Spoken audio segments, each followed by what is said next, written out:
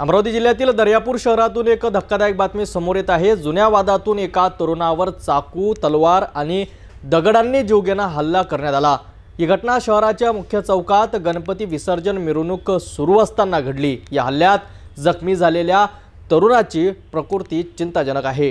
ही घटना दर्यापूर शहरातील बाभळी टी पॉइंटवर घडली।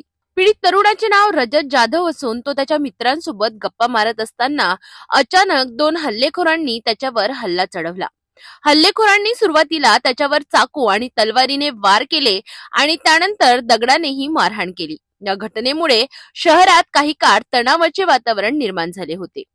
या घटनेची माहिती मिळताच पोलिसांनी तात्काळ घटनास्थळी धाव घेतली आणि हल्लेखोरांना पकडण्यासाठी शोध मोहीम सुरू केली।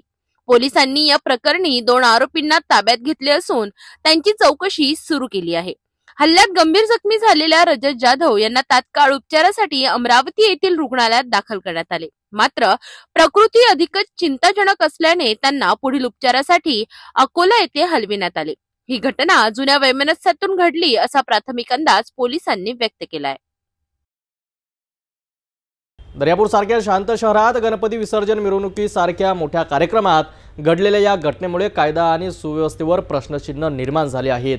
पोलीस या प्रकरणाचा पुढील तपास करीत आहेत आणि लवकरच या घटनेमागील सत्य समोर येईल अशी अपेक्षा आहे।